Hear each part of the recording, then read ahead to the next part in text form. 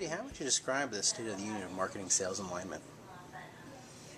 I would think as much as marketing and selling has changed over, let's say, the last 3 to 5 years, I wouldn't say that alignment's particularly strong. And I think that's largely because sales and marketing teams had aligned around selling right at the customer, either with offers or product-centric information or me.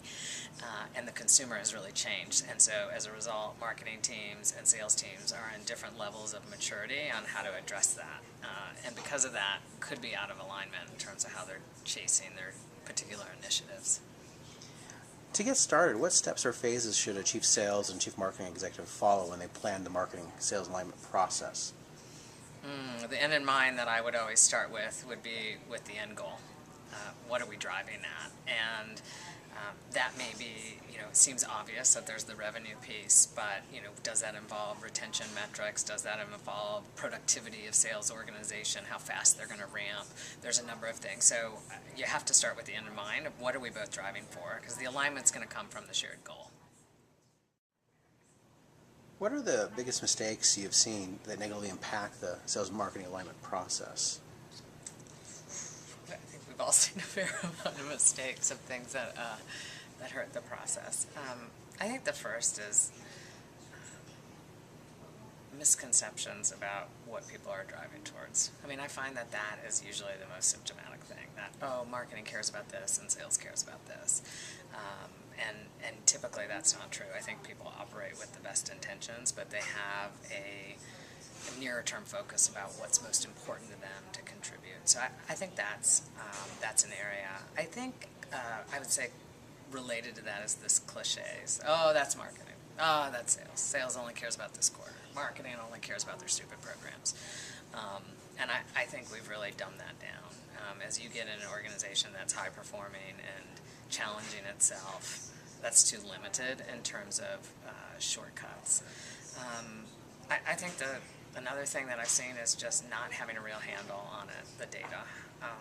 And I think it's very easy to talk about metrics and reporting, but where it goes south is that we tend to use anecdotes. Oh, this rep in Dallas, or this program in New York, or this email, and we aren't using the full set of information available to us to figure out where the problems are. Those are some of the things that I think cause issues. What are the most important metrics to track and review to assure the alignment practices are healthy? At the end of the day, it's all about, the sales and marketing alignment is about the revenue. And we think about it in terms of, the new revenue coming in as well as retaining the health of our relationship from a revenue perspective. And so I think the key places to look at are the success in terms of close rates, the size of that, the revenue opportunity, the velocity. So oftentimes you may be getting to the end point, but you're not getting there as efficiently. And I think it's orders of magnitude of how you try to improve those steps in the alignment. Are we getting to the goal? Are we getting the goal fast enough? Are we getting the goal as smart as we can? Those are some of the things that guide the metrics that we look at. Well, what metrics should a chief sales and chief marketing executive be measured on and have their bonuses tied to? I love it when people say it depends, because that's a weak answer, but clearly there's different phases in a company's business that the metrics should shift. Particularly on sales and marketing, it's driving the velocity of the top line growth.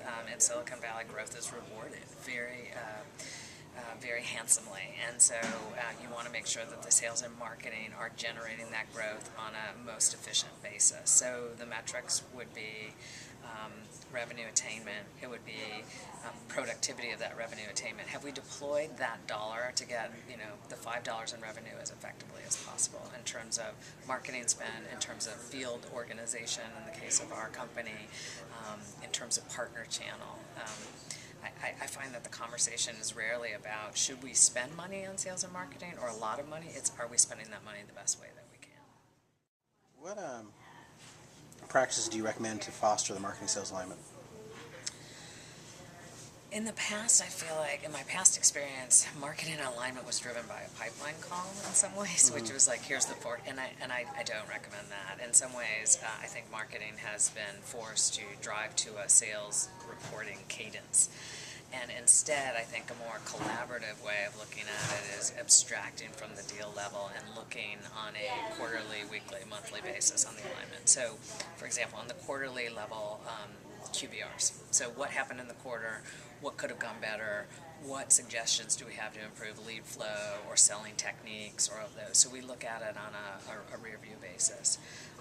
On a weekly basis, we do it bi-weekly as looking at a pipeline creation level, right? What's moving in the pipeline, what's moving out, what's the velocity, etc. So it's more of an operational cadence. And then I would say annually and semi-annually, how are you driving a message, a go-to-market strategy and positioning at a kickoff type environment? So and oh, by the way, it happens on a alignment call day by day when the head of sales and the head of marketing or a field engineer is talking to the product marketing. So I think it's determining what the cadence is on all those levels. Who should make up the marketing sales alignment team, and how should they collaborate unit work functionally? On the sales and marketing collaboration team, I think there needs to be both. Well, let's start with there needs to be a data level. So I've typically either seen someone come from the sales ops or marketing ops function, someone that can bring to bear useful analysis to inform the conversation that's happening.